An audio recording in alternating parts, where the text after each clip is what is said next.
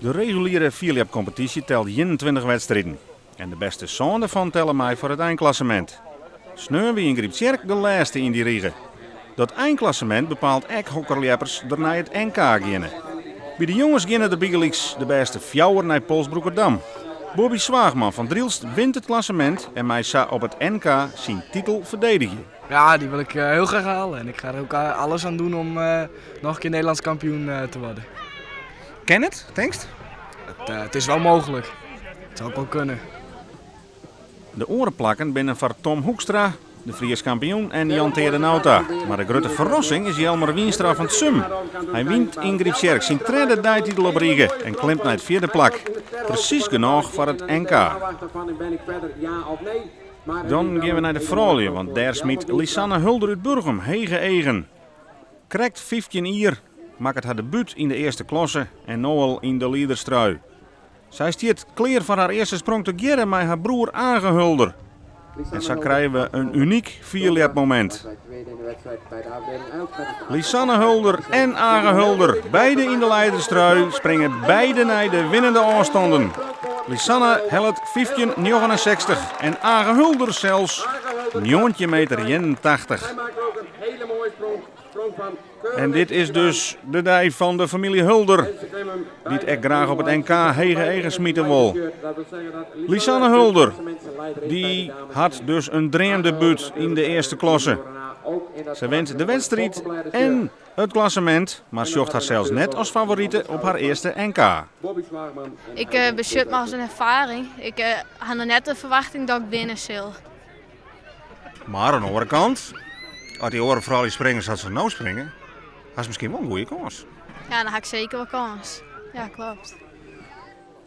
Helianne van der Wal, Klaske Nauta en Grietje Abma binnen de orentraaien NK-gongers. Bij de junioren stelt Age Hulder zijn kandidatuur voor de nationale titel. 2 jaar debuteerde hij met de juniorentitel. Vlien hier weer geblesseerd, maar dit jaar is hij heel nul waarom. Hij wint het klassement, pakt hier een kansrecord en laat zien dat de vorm er is. Maar wat zei dat voor dit NK? Net vol, denk ik. Nee, het is hetzelfde als een weekend voor het FK. Het is het moment waar het gebeuren moet. En het is altijd een paddenwedstrijd, dus er kan van alles gebeuren. Er gaan 8 junioren naar het Nederlands kampioenschap. Fries kampioen Hans Ulko de Boer en Sietse Bokma zullen er ook een gooi naar de medailles doen. Maar Age Hulder toont aan dat hij een van de favorieten is. Bij de senioren binnen alle eigen jochten op Bart Helmholt. In Drielst verbeterde hij het Nederlands klassementsrecord van Jacco de Groot met 100 centimeter naar 143,65 meter. Dat is gemiddeld 20,52 meter per sprong. Helmholt liep hier 19,48 meter. Dat is genoeg voor de leiding, maar net genoeg om zijn klassement vol te liepen met 20 meter sprong. En dat viel er toch zo'n beetje als een smetje op dit seizoen. Natuurlijk past een klassementsrecord, maar ja, voor diezelf was natuurlijk de lat altijd zo hoog mogelijk lezen. Voor het seizoen zei hij van ik wil alleen maar 20 meter in mijn klassement, ja, en dat is net slagen. Helmholt is en blijft de kandidaat voor goud op het NK. Grootste concurrent is Jacco de Groot uit Woerden. Je zou haast vergeten dat de regerend Nederlands kampioen ook meedocht in Polsbroekerdam. En dat is Arne Galema. Hij wint in Griepskerk met de enige 20 meter sprong, 20 meter 9.